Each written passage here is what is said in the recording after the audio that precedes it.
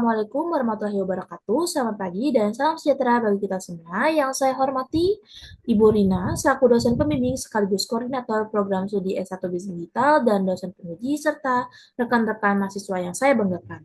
Perkenalkan, nama saya Putri Duparasi, mahasiswa dari program studi S1 Bisnis Digital dengan nomor induk mahasiswa 17106222021 Fakultas Ekonomi Universitas Negeri Jakarta. Pada kesempatan ini, saya akan mempresentasikan hasil kegiatan praktik kerja lapangan yang telah saya laksanakan di PT PLN Persero, tepatnya di Divisi Manajemen Valuasi Aset. Baik, berikut adalah table of content dari presentasi hari ini. Yang pertama ada bab 1. Bab 1 yaitu ada latar belakang, mengapa mengapa PKL ini ada. Yang pertama adalah pentingnya PKL dalam kurikulum pendidikan tinggi dan alasan praktikal memilih PT PLN adalah untuk mengetahui bagaimana budaya mengenai budaya kerja profesional di lingkungan BUMN yang menjunjung tinggi nilai-nilai akhlak. Yang kedua ada tujuan PKL sendiri, yaitu mempelajari manajemen aset di sektor energi, aplikasi ilmu teori ke praktik, pengembangan keterampilan web development, dan pembentukan soft skill profesional. Tepat dengan waktu PKL sendiri, yang pertama adalah di lokasi PT PLN Persero, tepatnya di Jakarta Selatan. Waktunya dari April hingga Juni 2025, di hari Senin hingga Jumat di jam 8 hingga jam 6 sore. Divisi sendiri ada di Divisi Manajemen Valuasi Aset. Baik, kita masuk ke bab 2. Bab 2 ada sejarah perusahaan, visi misi, budaya perusahaan, dan struktur organisasi dan bidang usaha. Kita masuk ke sejarah perusahaan dari PT PLN sendiri.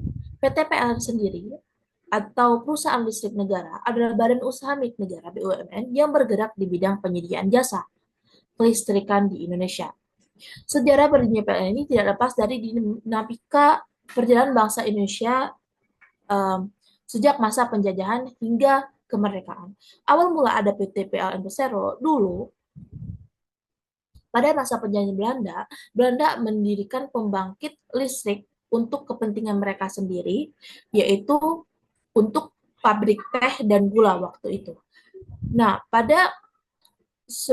setelah kemerdekaan di 1945, barulah Indonesia mendirikan pembangkitnya, yaitu jawatan listrik dan gas, karena menyadari betapa pentingnya listrik di dunia, apalagi di Indonesia sendiri, penting sekali di zaman itu listrik, dan itu listrik nasional kapasitas nasional listrik itu di sekitar 157,5 MW. Berarti masih sedikit banget listrik di zaman itu ya.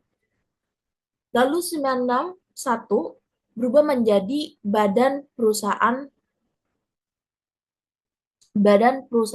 Listrik Negara atau BPU PLN. Di 1972, PLN ditetapkan atau transformasi menjadi PT PLN sebagai perusahaan umum atau perum dan diberikan tanggung jawab sebagai satu-satunya perusahaan penyedia listrik nasional. Ini yang dinamakan adalah perusahaan monopoli.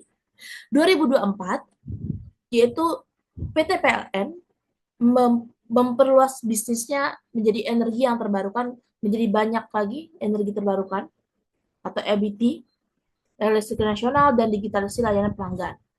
Lalu, untuk visi misi dari PT PLN sendiri yaitu menjadi perusahaan global top 500 dan hashtag satu pilihan pelanggan untuk solusi energi.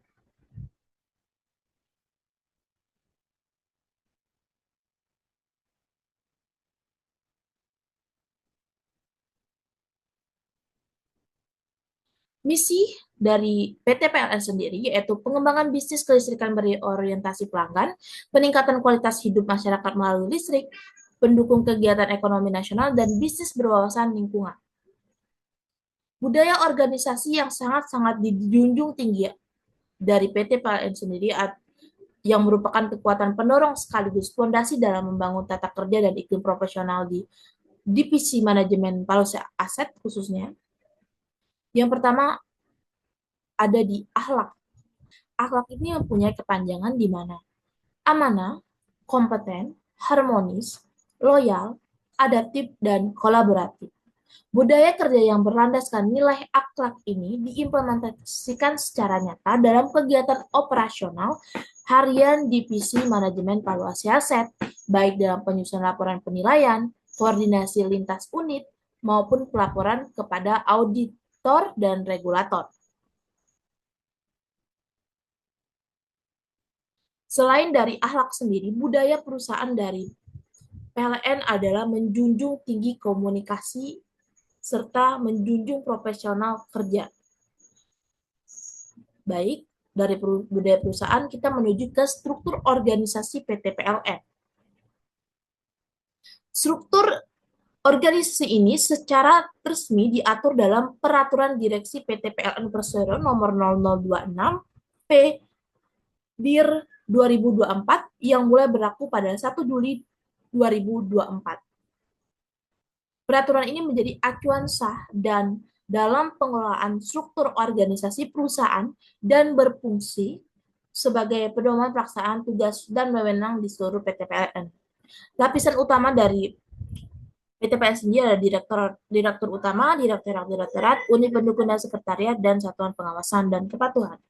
Untuk bidang usaha dari manajemen valuasi aset sendiri ada 4 bidang. Yang pertama ada valuasi performa produktivitas aset, di mana ini adalah bidang yang menghitung seluruh aset yang ada di PLN.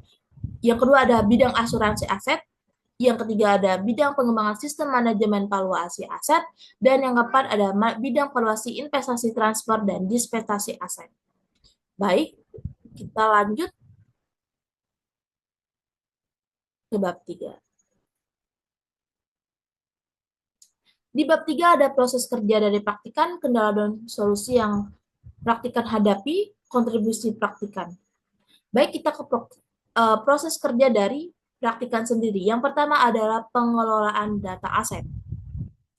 Pengelolaan data aset ini adalah pengumpulan dan penginputan data yang sudah diolah dari data perusahaan tersebut, tetapi masih ada data-data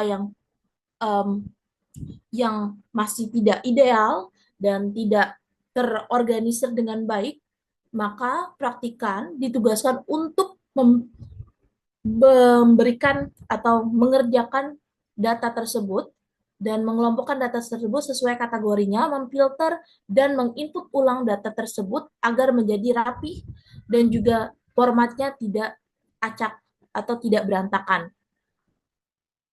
Yang kedua ada kategorisasi data. Setiap data di PT PLN Persero itu perlu di cross check ulang. Karena memang untuk punya formatnya masing-masing, punya rumusnya masing-masing, maka seringkali format yang ada di dataset tersebut sering banget berubah. Nah, dari dataset yang dikerjakan oleh praktikan, ini akan dimasukkan ke big data untuk diolah, untuk dimasukkan lagi di program dari aplikasi Valian. Aplikasi Valian ini adalah untuk menghitung semua seluruh aset yang ada di PT PLN di seluruh Indonesia. Jadi Valian akan launching di bulan Juni, Juli, di sekitar Juli akan launching dan bersamaan magang. Yang ketiga ada kolaborasi pengembangan web atau mockup landing page dari Valian. Valian ini adalah yang sudah sampaikan adalah aplikasi untuk menghitung semua seluruh aset di PT PLN, pembangkit, transmisi, distribusi. Saya akan menjelaskan terlebih dahulu apa itu pembangkit, distribusi, dan transmisi. Pembangkit adalah bagaimana listrik itu lahir dari pembangkit ini. Lalu, setelah listrik ini lahir atau listrik ini bangkit, akan disalurkan di trafo distribusi. Trafo ini yang ada yang namanya adalah sutet atau sutet yang ada di sawah-sawah besar ataupun ada di menara-menara yang ada lampu-lampunya itu biasanya itu sutet. Nah, setelah dari sutet ini akan ada transmisi. Nah, di transmisi inilah listrik bisa dipakai atau bisa digunakan oleh pengguna. Begitu. Jadi yang kita olah data aset di sini adalah berapa banyak trafo yang ada di Indonesia dan ada berapa pembangkit yang ada di Indonesia. Dan masa fungsi, masa manfaatnya berapa lama. Itu yang kita hitung dan yang kita kategorikan. Karena masing-masing dari data pembangkit, distribusi, dan transmisi itu punya lokasi, tanggal, dan juga punya ID zonanya sendiri. Nah, kendala dan solusinya yang dihadapi oleh praktikan sendiri, kendalanya adalah data yang tidak lengkap atau yang tidak ideal. Seringkali data yang ada di perusahaan PT PLN itu sering tidak ideal dan tidak sesuai formatnya. Solusinya adalah validasi manual dan Excel. Validasi manual ini atau kita bisa mengartikannya sebagai bahasa baiknya adalah cek ulang, tidak menggunakan uh, format khusus. Jadi kita cek ulang, cek satu-satu di Excel, data mana yang tidak lengkap, baru kita akan kategorisasikan lagi. Nah, yang kedua ada akses sistem yang terbatas. Jadi memang praktikan adalah peserta intern atau magang, jadi punya sistem yang akses yang terbatas. Nah, maka dari itu solusinya adalah komunikasi proaktif dengan tim. Seringkali praktikan sangat bingung terkait dengan bagaimana data ini ada yang kurang, bagaimana saya bisa mengaksesnya, praktikan bisa mengaksesnya dengan cepat, karena memang butuh waktu yang cepat juga untuk mengelola data tersebut. Sedangkan akses di perusahaan sangat-sangat terbatas. Nah, kontribusi praktikan di PT PLN sendiri yang itu menyusun laporan ALKO. Jadi ALKO ini adalah agenda bulanan yang dihadiri oleh direktur PT PLN. Ini sangat agenda-agenda yang bergengsi banget. Nah, yang kedua ada pengembangan konten aplikasi Valian. Konten aplikasi Valian ini praktikan membuat web promotion, company profile di aplikasi Valian sendiri. Nah, yang ketiga ada dokumentasi visual. Nah, dokumentasi visual ini adalah ketika ada rapat-rapat penting, ada rapat um, divisi, biasanya praktikan melakukan dokumentasi visual. Baik, untuk bab 3. Selanjutnya ada di bab 4, ada di penutup, ada kesimpulan. Kesimpulannya adalah praktikan di sini mendapat pemahaman praktis manajemen aset, pengalaman kolaborasi lintas divisi, dan jembatan teori praktik. Saran untuk PT PLN, akses sistem lebih fleksibel untuk praktikan, dan untuk kampus, praktikan Excel lanjutan sebelum PKL. Karena sangat-sangat penting, Excel di dunia kerja atau di perkantoran sangat-sangat penting. Saya baru menyadari sebagai praktikan di dunia praktik kerja lapangan bahwa Excel sangatlah penting sekali. Baik, itu saja dari saya, Putri Devarasi. Apabila ada salah dalam perkataan, sikap maupun penyampaian informasi dalam presentasi hari ini, saya mohon maaf dan saya tutup. Wassalamualaikum warahmatullahi wabarakatuh.